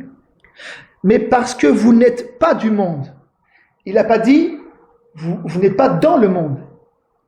Quand il dit vous n'êtes pas du monde, ça veut dire que tu n'appartiens pas. Ça veut dire que les choses qui sont dans le monde, en fait, toi, tu n'appartiens pas à ça, mais tu vis dans le monde, et tu n'es pas du monde. Du ou de, c'est une provenance. Et derrière le monde, il y a quoi? Il y a les ténèbres, le péché, il y a tout ce qui se passe dans le monde. Donc ici, il dit, si vous étiez du monde, le monde aimerait ce qui est à lui. Mais parce que vous n'êtes pas du monde, et que je vous ai choisi du milieu du monde, à cause de cela, le monde vous hait. Souvenez-vous de la parole que je vous ai dite. Le serviteur n'est pas plus grand que son maître. S'ils m'ont persécuté, ils vous persécuteront aussi. S'ils ont gardé ma parole, ils garderont aussi la vôtre. Mais ils vous feront toutes ces choses à cause de mon nom, parce qu'ils ne connaissent pas celui qui m'a envoyé. Si je n'étais pas venu, et que je ne leur ai point parlé, ils n'auraient pas de péché. Mais maintenant, ils n'ont aucune excuse de leur péché. Celui qui me est aussi mon Père. Voyez? Donc, celui qui est Jésus. Jésus, il dit, celui qui me hait, moi, il est Dieu. Parce qu'il est venu au nom du Seigneur. Vous voyez? Celui qui me est aussi mon Père. Si je n'avais pas fait parmi eux des œuvres que nul autre n'a faites, ils n'auraient pas de péché. Mais maintenant, ils les ont vus, et ils ont haï et moi et mon Père. Mais cela est arrivé afin que s'accomplisse la parole qui est écrite dans leur loi. Ils m'ont haï sans cause. Voyez? Donc si lui, on l'a haï sans cause, nous aussi, on va nous haïr sans cause. Et le Seigneur veut même. Et c'est même ça le chemin qu'il veut que nous puissions suivre. Qu'on puisse nous haïr sans cause. Vous voyez, déjà avec une cause, on a fait le mal et parfois on se révolte, alors sans cause. Et pour ça, il faut la puissance. Il faut le Seigneur Jésus. Il faut sa nature. Parce que lui seul a pu faire ça. Un homme ne peut pas faire ça. Mais si nous avons sa nature, si nous avons sa vie, si nous avons reçu le pardon de nos péchés, tout ce que le Seigneur nous donne à travers son évangile, si nous avons tout cela, avec lui c'est possible. Avec lui c'est possible de pouvoir supporter les souffrances injustement. Puisque si nous sommes serviteurs ou que nous sommes disciples, certainement que le disciple, il dit que tout disciple accompli sera comme son maître. Il dit, s'ils m'ont haï, ils vous haïront aussi. S'ils m'ont persécuté, ils vous persécuteront aussi. Donc c'est certain. Donc le chemin que le Seigneur dit, je suis le chemin. Et quand on voit le chemin du Seigneur, c'est pas un chemin de rose, hein. C'est pas un chemin de tranquillité. C'est pas un chemin où il n'y a pas de problème, où que tout le monde t'aime. Est-ce que tout le monde a aimé le Seigneur Jésus? Non. Est-ce que tout le monde a aimé ses paroles? Non. Est-ce que tout le monde a aimé ses comportements? Non. Par ses comportements, les gens étaient jugés. Par ses paroles, les gens étaient jugés alors qu'ils faisaient que le bien. Sans péché, ils commettaient rien de mal. Lui aussi, le Seigneur, il veut que nous puissions marcher sans péché. Hein? Il nous conduit sur ce chemin-là à pouvoir faire ce qui est juste. Et si nous souffrons, que nous puissions souffrir en tant que chrétiens en faisant ce qui est bien, non pas en faisant ce qui est mal. Je continue. Verset 26, il dit, « Quand sera venu le Consolateur, que je vous enverrai de la part du Père, l'Esprit de vérité, qui vient du Père, il rendra témoignage de moi. Et vous aussi, vous rendrez témoignage parce que vous êtes avec moi dès le commencement. » Regardez ici, je continue un peu plus loin, au verset 7. Vous voyez, hein, l'Esprit de vérité qui vient du Père, il rendra témoignage de moi. Donc c'est là où j'étais, hein, c'est pour faire un résumé. Hein. C'est là où j'étais. Donc là, je suis 16, 7, mais c'est pour faire un résumé de ce qu'on a lu dans Jean 15, 26. Il dit bien, l'Esprit de vérité qui vient du Père, il rendra témoignage de moi. Vous voyez, c'est le Saint-Esprit qui parle, qui annonce le Seigneur Jésus à travers les hommes, à travers sa parole, et lui, il rend témoignage à son Fils. Il rend témoignage que les choses ont été comme ça. C'est ça la foi. La foi vient de ce qu'on entend. Nous, on n'était pas là, mais le Saint-Esprit rend témoignage. Que ça, c'est la vérité. Il rend témoignage à la vérité, à la parole de Dieu. Amen. Il confirme. C'est un Dieu qui confirme sa parole. Jean 16 et le verset 7. Il dit, cependant, je vous dis la vérité. Il vous est avantageux que je m'en aille. Car si je ne m'en vais pas, le Consolateur ne viendra pas vers vous. Mais si je m'en vais, je vous l'enverrai. Voyez, c'est pour ça que le Seigneur a pu dire, à travers les Écritures, là on le voit avec Jean-Baptiste, on le voit que celui qui baptise du Saint-Esprit, celui qui envoie le Saint-Esprit, c'est le Seigneur Jésus. Donc, si lui l'envoie, il faut que je l'entende, il faut que je croie en lui, il faut que j'expérimente le Seigneur Jésus, puisque c'est lui qui l'a envoyé, même à la Pentecôte, c'est lui qui l'a envoyé, et tous ceux qui l'ont reçu après, c'est le Seigneur Jésus qui l'envoie. Ici, regardez, c'est ce qu'il dit, hein. Il dit, car si je ne m'en vais pas, le Consolateur ne viendra pas vers vous. Mais si je m'en vais, je vous l'enverrai. Et quand il sera venu, il convaincra le monde. Donc le Saint-Esprit, il convaincra le monde en ce qui concerne le péché, la justice et le jugement. Alors il détaille. Il convaincra le monde en ce qui concerne le péché. Ça veut dire quoi? En ce qui concerne le péché, parce qu'il ne croit pas en moi. Donc c'est lui qui vient convaincre. Il vient visiter. Il vient convaincre que tu es incrédule. Il vient te visiter, alors maintenant tu passes de l'incrédulité à la crédulité. Puisqu'il vient convaincre du péché. Il dit, parce qu'il ne croit pas en moi. Si l'homme croirait aujourd'hui, il ne pécherait pas. Donc l'origine du péché, c'est parce que l'homme n'a pas cru. Donc c'est l'incrédulité qui a conduit après à tout ce qu'on voit. Donc quand le Saint-Esprit agit, il convainc du péché. Et qu'est-ce qui se passe derrière? En fait, il vient te convaincre qu'il est vivant. Il vient te convaincre qu'il existe. Hein? Il vient te convaincre que tu étais incrédule, que tu ne croyais pas. Et maintenant qu'il te visite, tu crois. Et quand il sera venu, il convaincra le monde en ce qui concerne le péché, la justice et le jugement. En ce qui concerne le péché, parce qu'il ne croit pas en moi. La justice, parce que je vais au Père et que vous ne me verrez plus. Le jugement, parce que le prince de ce monde est jugé. Donc le Saint-Esprit convainc du jugement aussi. Donc quand une personne vient au Seigneur, derrière c'est qui est jugé? C'est pas toi. Oui, toi tu es convaincu du péché, mais derrière le prince de ce monde. Regardez, c'est ça qu'il dit ici. Hein? Il dit le jugement parce que le prince de ce monde est jugé. Parce que derrière l'homme, pourquoi on parle d'un rachat? C'est parce que l'homme, par nature, à cause du péché, il est soumis à la puissance de Satan. Il est lié là-bas derrière, c'est le diable qui est là et qui le pousse. Hein? Tous les péchés, ça vient du diable. Mais c'est lui aussi, parce que sinon, il n'y a pas besoin de conversion, de repentance avec le Seigneur. Donc derrière tout ça, c'est ça que le Seigneur convainc. Vous voyez, c'est pas la puissance, c'est la puissance de Dieu qui agit, qui vient te convaincre de toutes ces choses-là. Bon, que le Seigneur nous. C'était juste pour pouvoir revoir un petit peu tout ce que le Saint-Esprit y fait. Je vais vous montrer aussi ces petites choses-là. On peut aller dans 2 Pierre chapitre 1.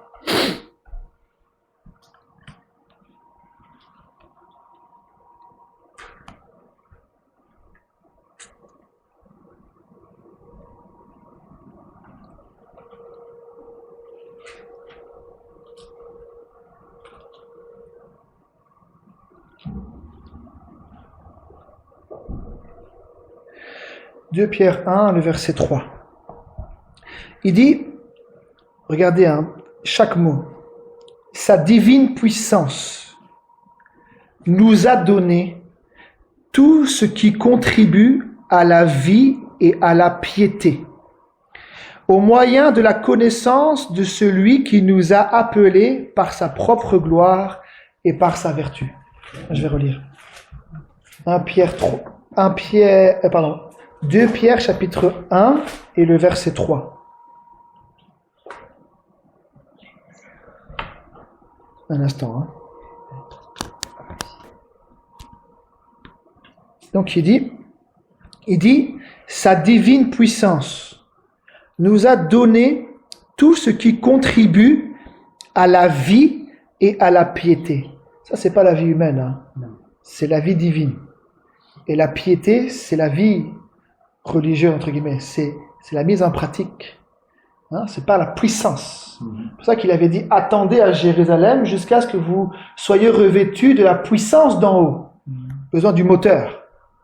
Il dit bien, sa divine puissance nous a donné tout ce qui contribue à la vie et à la piété, au moyen de la connaissance de celui qui nous a appelés par sa propre gloire et par sa vertu.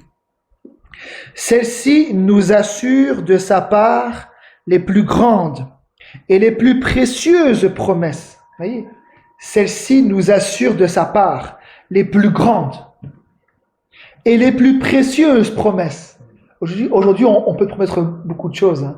Promettre une maison, une famille, des enfants. On peut promettre beaucoup de choses. Mais là, il dit, celle-ci nous assure de sa part les plus grandes et les plus précieuses promesses. Et il dit, afin que par elles, vous deveniez participants de la nature divine, en fuyant la corruption qui existe dans le monde par la convoitise. Amen. En fuyant la corruption qui existe dans le monde par la convoitise. Et juste après, il détaille, juste de lire, il dit, à cause de cela même, faites tous vos efforts.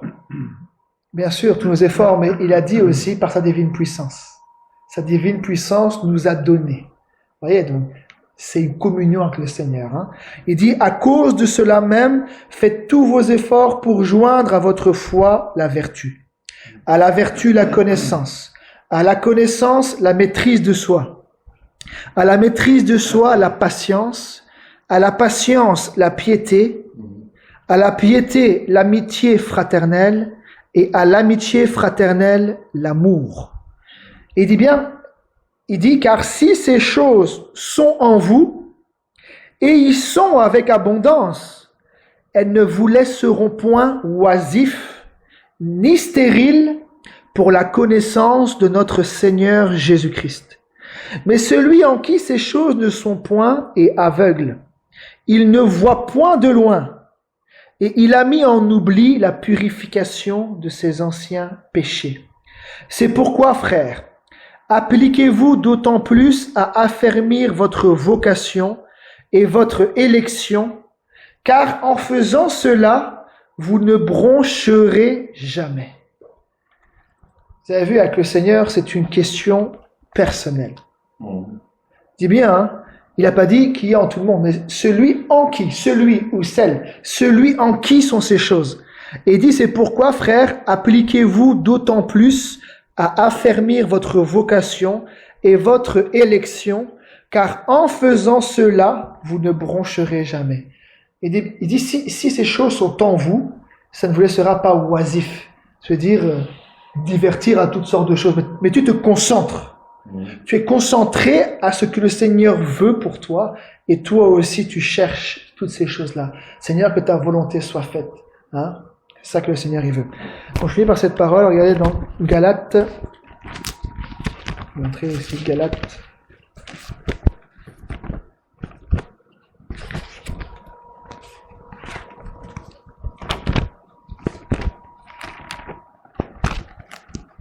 Galates au chapitre 5.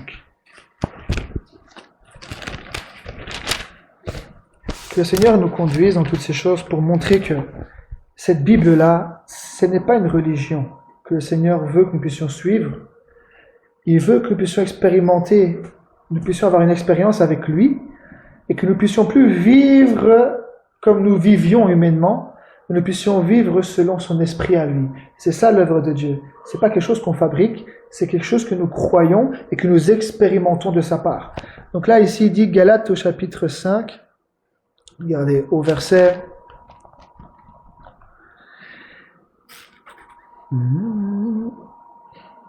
Verset 13. D'abord verset 13. Galates 5, verset 13. Il dit, frères, vous avez été appelés à la liberté. Seulement, ne faites pas de cette liberté un prétexte de vivre selon la chair. Mais rendez-vous par amour, serviteurs les uns des autres. Vous voyez, le Seigneur te sauve, il te libère, tu dis, je suis libre de faire ce que je veux. Non, je vis pour moi-même égoïstement. Je vis pour moi-même, pour ma propre chair, pour le convoitise de la chair. Il dit non. Il dit que cela ne soit pas un prétexte pour vivre selon la chair, mais par amour. Et par amour, mais rendez-vous par amour, serviteurs les uns des autres. Car toute la loi est accomplie dans une seule parole, celle-ci. Tu aimeras ton prochain comme toi-même. Mais si vous vous mordez et vous dévorez les uns les autres, prenez garde que vous ne soyez détruits les uns par les autres. Voyez, c'est ça que le Seigneur, il veut pas. Il veut pas que nous puissions nous mordre les uns les autres. C'est quoi mordre? C'est-à-dire que tu attaques l'autre. Mordre. Quand on mord quelqu'un, c'est qu'on attaque. Un chien qui mord, il attaque. Hein? Il dit ici, si vous vous mordez et vous dévorez les uns les autres, prenez garde que vous ne soyez détruits les uns par les autres. Vous voyez, c'est ça que le Seigneur, il veut pas, hein, que ce soit ici ou ailleurs. Hein, il veut pas que ces choses-là soient parmi nous. Il veut que nous puissions vivre dans l'amour. Et c'est ce que je parlais hier avec Marie, mais ce sont des choses qu'on a parlé ensemble. On peut avoir de l'amour pour les hommes, mais notre amour à nous, ce n'est pas l'amour du Seigneur. On peut être en paix avec les gens, avoir une paix que nous fabriquons, mais ce n'est pas la paix du Seigneur. Nous avons besoin de l'amour du Seigneur pour aimer, pour pouvoir pardonner, pour pouvoir supporter. Parce que tout le monde aime. Hein. La Bible dit que c'est Jésus qui a dit. Il dit, les païens, ils s'aiment entre eux. Ils se saluent entre eux. Il dit, mais si vous aimez seulement ceux qui vous aiment, quelle récompense méritez-vous? Les païens aussi font de même. Ils s'aiment entre eux. Quand on pue, on n'aime plus. J'aime ceux qui m'aiment, je déteste ceux qui me détestent. Mais ça, ce n'est pas les Saintes Écritures. Ça, c'est un amour qui reste humain. Et tout le monde a ça. J'aime ceux qui m'aiment, ceux qui m'aiment pas. Bon, il y en a qui essayent. Mais on ne peut pas fabriquer cet amour-là. L'amour-là que le Seigneur veut, c'est un amour divin que chacun a expérimenté personnellement et que nous puissions nous supporter les uns les autres. C'est la parole que dit. Donc, supporter, ça veut dire quoi? C'est-à-dire que l'autre a des faiblesses. C'est-à-dire que l'autre a des manquements en Christ. Sinon, alors, on est tous parfaits. Non, on ne sommes pas encore arrivés à la perfection. Nous tendons à la perfection. L'un a des faiblesses, l'autre a des faiblesses, et nous devons nous porter ensemble. Mais il dit, mais si nous nous mordons, c'est-à-dire quoi? C'est-à-dire que tu attaques les autres. Lui est comme ça, l'autre est comme ça. Et lui, mais regarde, il est faible. Regarde, lui, il est comme ceci. Alors il dit, prenez garde que vous soyez détruits les uns par les autres. Parce que quand tu vas mordre et attaquer, qu'est-ce que l'autre va faire? À moins qu'il y ait l'amour du Seigneur. Et ce qu'il va faire, c'est que tout le monde va se taper dedans, se dévorer les uns les autres, et il dit, prenez garde que vous ne soyez détruits les uns par les autres. Vous voyez, ça, ce n'est pas la volonté du Seigneur. Il veut que chacun nous puissions expérimenter son amour et que nous puissions nous supporter les uns les autres. Ma sœur a un manquement, moi aussi j'en ai. Moi j'ai des manquements, ma sœur aussi en a. Alors je vais prier pour elle. Je vais pas pointer son manquement. Je vais pas pointer son mal, puisque c'est Dieu qui fait l'œuvre et c'est lui qui transforme. C'est lui qui façonne à son image. C'est lui qui nous transforme à son image. Nous ne sommes pas encore arrivés. Donc nous devons avoir de l'indulgence. Nous ne devons pas être méchants, nous ne devons pas être durs avec les autres. Si, en plus de ça, nous sommes seulement en train d'être ramenés. Nous ne sommes pas à l'époque de Paul.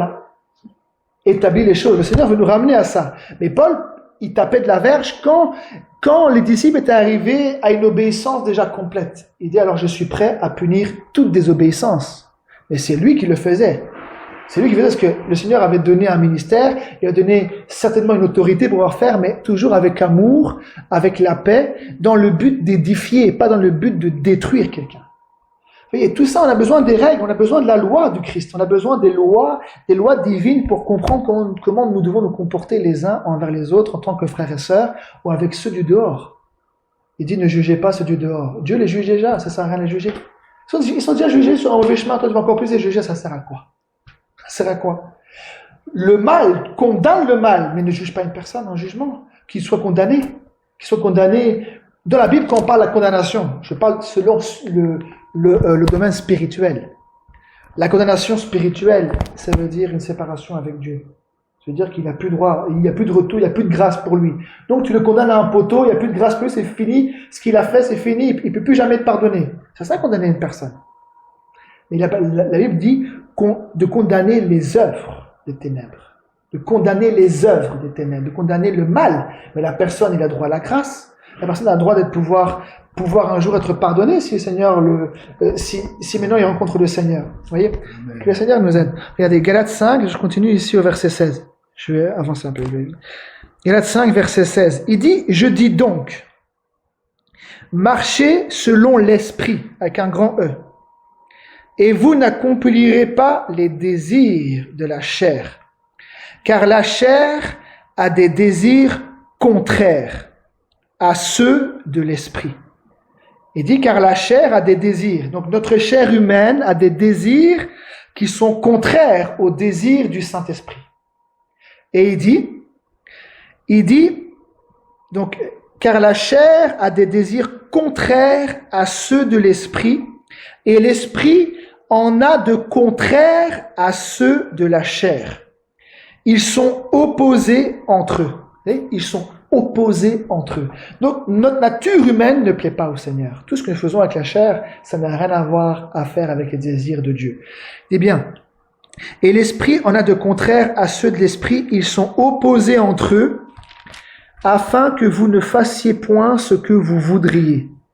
Il dit, si vous êtes conduits par l'esprit, vous n'êtes point sous la loi.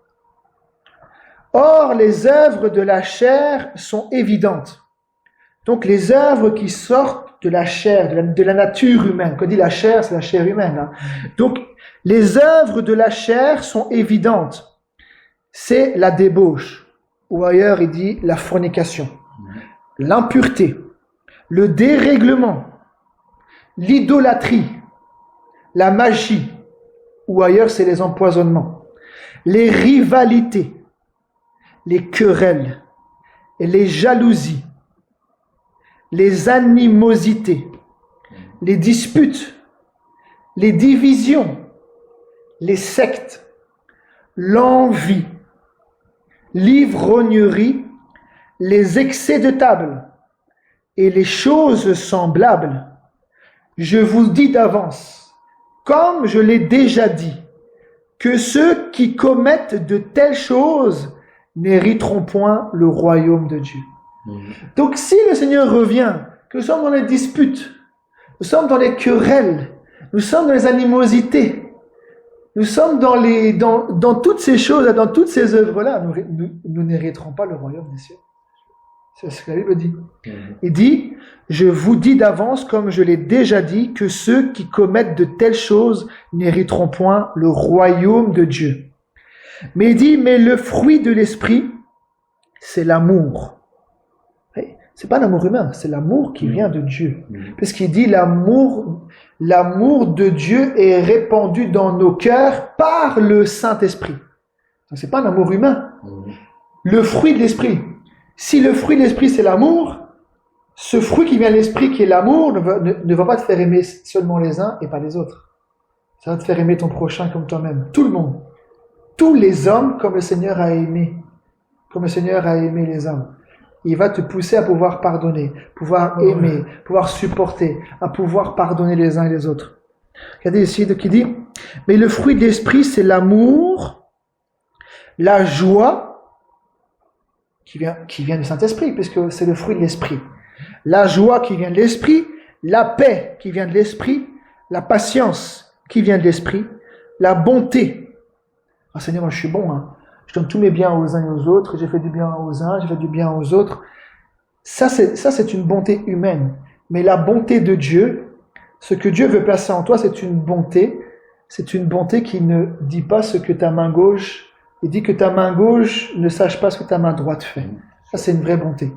Que le Seigneur nous aide. Il dit ici, mais le fruit de l'esprit, c'est l'amour, la joie, la paix, la patience, la bonté aussi qui vient de l'esprit, la bienveillance, la foi, la douceur, la maîtrise de soi. Oui, c'est le fruit de l'esprit, c'est pas mon fruit à moi. C'est pas moi qui a produit ça par une méditation, par mes efforts qui a fabriqué ça. Maintenant, je suis maître de moi-même. Et quand quelqu'un va t'insulter, waouh! Non, tu es plus maître de toi-même. Mais la maîtrise qui vient de Dieu, c'est une maîtrise parfaite. C'est une maîtrise vraiment à toute épreuve. Et c'est ce que le Seigneur veut mettre en nous. Il veut mettre son fruit à lui, sa vie à lui. Le Seigneur Jésus, tu pouvais l'insulter, il n'a jamais répondu. On lui a dit Belzébul. Si aujourd'hui on traite de démon, quoi? Moi un démon?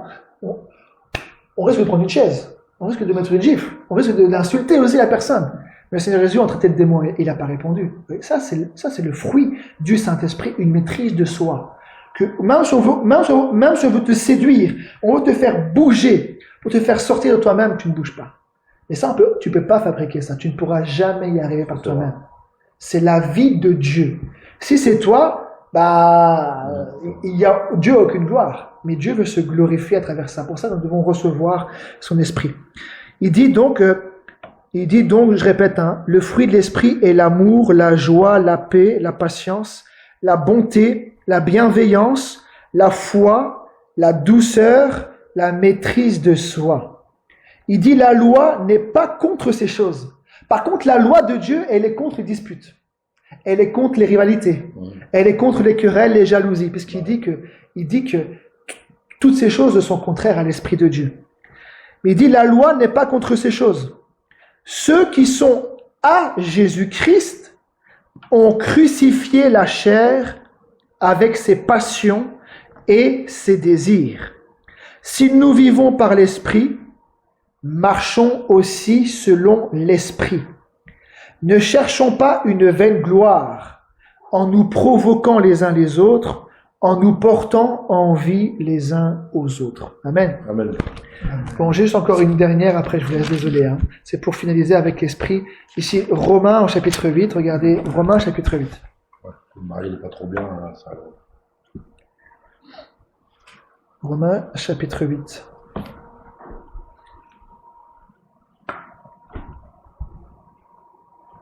Verset 11.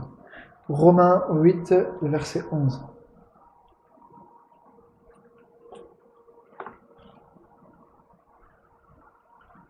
Il dit, et si l'esprit de celui... Attends, je vais attendre Bernadette. Romains 8 et le verset 11. Il dit, et si l'esprit de celui qui a ressuscité Jésus d'entre les morts habite en vous, celui qui a ressuscité Christ d'entre les morts rendra aussi la vie à vos corps mortels par son esprit qui habite en vous. Ainsi donc, frères, nous ne sommes point redevables à la chair pour vivre selon la chair. Il dit, si vous vivez selon la chair, donc ce sont toutes les œuvres qu'on a vues, là, toutes les œuvres de la chair, hein, si nous suivons toutes ces choses-là, il dit, vous mourrez. Mais si par l'esprit, vous faites mourir les actions du corps, vous vivrez. Donc en d'autres termes, les œuvres de la chair, les actions du corps. Hein, il dit, et si par l'esprit, vous faites mourir les actions du corps, vous vivrez. C'est ça qu'à plusieurs reprises, il dit, renoncez donc à la colère. Renoncez donc aux animosités. Renoncez donc. Et ça, c'est l'esprit de Dieu. C'est avec l'esprit, puisqu'il dit, mais si par l'esprit, vous faites mourir les actions du corps, vous vivrez. Donc on a besoin de la vie. On a besoin du Saint-Esprit pour pouvoir faire mourir toutes ces choses-là, pour que toutes ces choses-là puissent sortir de nous, que nous puissions vivre avec la paix, l'amour, la joie, la patience, la maîtrise de soi, tout ça qui vient du Saint-Esprit. Vous voyez, donc c'est pour montrer à travers les Écritures que c'est une œuvre de Dieu envers nous, et que nous, notre vie, en croyant au Seigneur, nous mourrons avec le Seigneur à travers le baptême, pour que nous puissions mourir au péché. Notre vie est cachée et nous recevons une autre vie, la vie de Dieu. Et nous marchons avec sa vie. Et il veut que sa vie puisse nous transformer, que sa vie puisse nous transformer à son image pour que il puisse et que nous puissions voir l'image du Seigneur, nous puissions voir Christ en nous, Christ formé en nous. Donc Christ formé en nous, ça veut dire arriver à la perfection comme le Seigneur. Quand quelqu'un t'insulte, tu ne rends pas le mal pour le mal. Toutes ces choses-là, c'est une œuvre de Dieu en nous. Nous-mêmes, nous ne pourrons pas y arriver. Nous avons besoin de l'Esprit de Dieu qui a agi et qui agit encore à travers cet évangile pour pouvoir agir à travers nous. Que le Seigneur nous aide, que le Seigneur nous bénisse. Amen. Amen.